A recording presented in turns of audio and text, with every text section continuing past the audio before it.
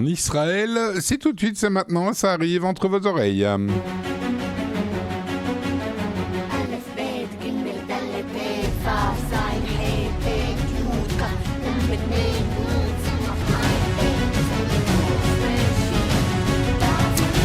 Et à la une en Israël, vous le disiez, Lise, dans le journal, on va revenir sur ce programme de missiles balistiques iraniens. Est-ce que cela représente une menace imminente pour Israël? Les avis sont partagés. Vous le disiez dans le journal, Lise, la probabilité est inférieure à 50%, mais elle existe. Est-ce que c'est une menace imminente, oui ou non?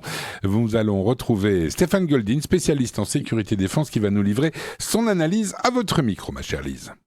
Stéphane Goldin, bonjour. Bonjour Lise, bonjour à tous les auditeurs de Judaïka. Merci d'être avec nous ce matin. Alors, l'Iran s'est efforcé de restaurer ses missiles balistiques et de multiplier le volume et leur capacité avec l'aide des Chinois, soit dit en passant. Il ne fait aucun doute que depuis qu'Israël a frappé l'Iran en juin dernier, la menace principale actuelle de l'Iran sur Israël, c'est ce programme des missiles balistiques de la République islamique et pas, en tout cas plus, le programme nucléaire. Stéphane, est-ce que vous êtes d'accord avec ça et est-ce que du coup, ils vont s'en servir très vite? Écoutez, Lise, c'est vrai que la question du programme balistique est une question cruciale parce qu'aujourd'hui, l'Iran vise à peu près l'équivalent de 3000 missiles, c'est-à-dire de, de, re- de remettre en marche 3000 missiles, pas de remettre, de créer 3000 missiles balistiques avec une portée qui pourrait toucher évidemment Israël. Il faut savoir que l'Iran, dans le fond, toute sa stratégie repose sur trois choses: sa défense aérienne, les missiles balistiques et le nucléaire. Le nucléaire, c'est vrai, a été touché, mais c'est vrai que tout doucement aussi, là aussi, ils se refont. Alors, les missiles balistiques, c'est vrai qu'ils ont eu une aide de la Chine, comme vous l'avez dit, aussi de la Corée du Nord, il ne faut pas l'oublier, peut-être de la Russie, les choses ne sont pas encore complètement claires là-dessus. Toujours est-il qu'il y a une menace cruciale pour Israël par rapport à ces missiles balistiques. Alors, c'est vrai qu'il faut regarder ça parallèlement à d'autres, je dirais, stratégies militaires, pour dire clairement les choses. C'est vrai qu'actuellement, l'Iran a aussi, je dirais, un point négatif, c'est sa défense aérienne. Sa défense aérienne est encore poreuse et du coup, l'Iran pourrait, je dirais, attaquer en, à la place de se défendre. Je dirais la meilleure défense étant quelquefois l'attaque. Il est possible que l'Iran, dans le fond, qui cherche aussi une revanche du mois de juin 2025, pourrait peut-être aussi vouloir attaquer le territoire israélien, parce que c'est vrai qu'au-delà de cela, on voit que l'Iran revient, je dirais, au devant de la scène avec toute cette mouvance, que cela soit avec le Hamas ou que cela soit avec le Hezbollah ou avec d'autres mouvances islamiques proches du monde chiite. Alors, Stéphane, sur ce qui s'est passé cette année, 36 missiles iraniens sur les 550 qu'ils ont tirés ont contourné les défenses israéliennes et ça a déjà tué 28 Israéliens, blessé des milliers d'autres et endommagé 13 000 habitations sur seulement 36 missiles. Donc, on se dit, imaginons que l'Iran multiplie par 10 ce qu'il envoie et qu'on ait 360 missiles qui passent à travers.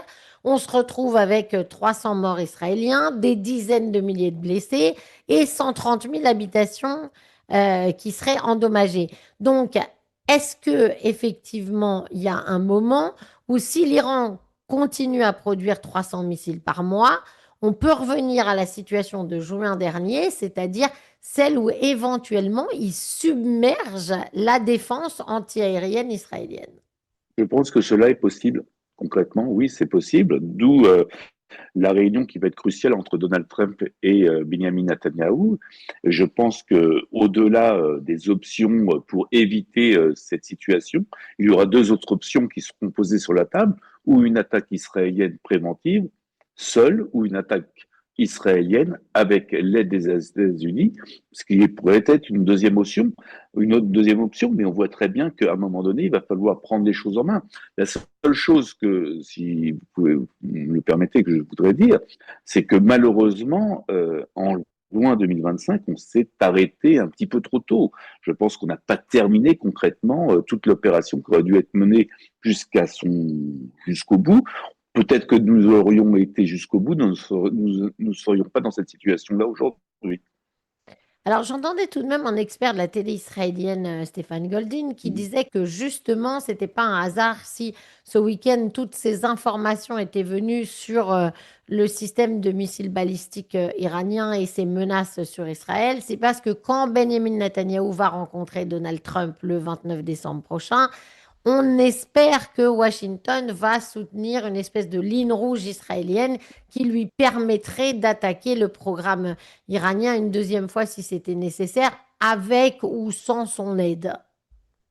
Oui, il y a une sorte de teasing, pour dire clairement les choses, hein, pour faire monter la pression. Alors c'est vrai que toute la question est de savoir quel va être le calendrier et quelle va être aussi la réaction du monde arabe dans cette affaire, parce que euh, les enjeux sont beaucoup plus larges que simplement la question Israël et l'Iran.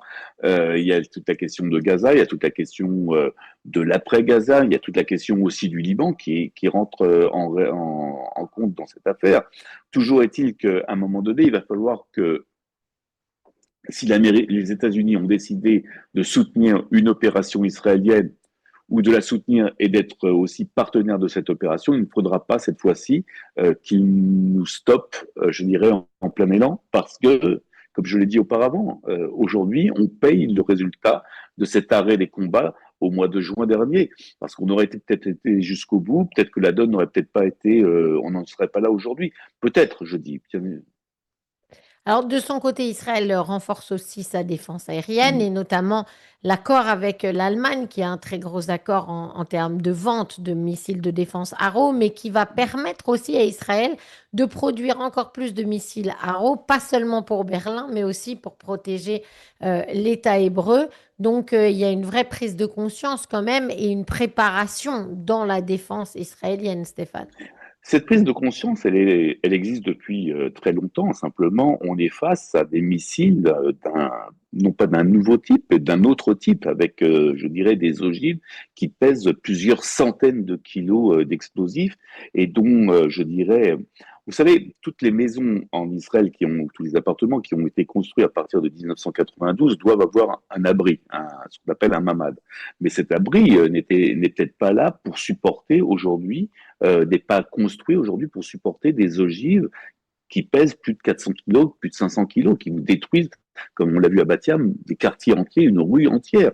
Donc, concrètement, il va falloir revoir notre stratégie. Et c'est vrai que la question de la défense aérienne israélienne est quelque chose qui est exceptionnel, parce que je vais vous dire clairement les choses. Depuis ces 2 dernières années, nous n'aurions pas eu cette défense aérienne comme on l'a, je ne sais pas où on serait aujourd'hui, Bon, on ne c'est-à-dire serait depuis pas le à 7 parler, octobre. ni vous ni moi. Exactement. Donc, on a cette défense aérienne. Alors, c'est vrai que la vente des Arrow 3 à l'Allemagne va permettre aussi, nous aussi, je dirais, d'évoluer aussi dans notre stratégie de défense aérienne. D'ailleurs, on va continuer à vendre des Arrow 3 à l'Allemagne, puisqu'il y a un autre volet qui a été décidé. Donc, concrètement, on voit très bien que la question de la défense aérienne est une question cruciale pour la défense simplement et la sécurité de l'ensemble des habitants de l'État d'Israël. Quand je dis les habitants de l'État d'Israël, n'oublions pas qu'au sein de cet État d'Israël aussi, il y a une population arabe qui est défendue par ces Haro 3. Il ne faut jamais l'oublier. C'est vrai. Pour finir, Stéphane Goldin, est-ce que ce n'est pas plus facile pour Benjamin Netanyahou de mettre le focus en ce moment sur cette menace iranienne que d'avoir à discuter avec Donald Trump de la phase 2 à Gaza sur lequel ils ne sont pas d'accord et potentiellement du Liban sur lequel ils ne sont pas tout à fait d'accord non plus? Il est possible qu'il y ait des enjeux aussi qui sont de politique externe et de politique interne. On va pas se voiler on va pas se voiler la face. Maintenant, c'est vrai qu'il est facile de bouger le curseur pour parler, pour habiller Pierre et déshabiller Paul, pour dire clairement les choses.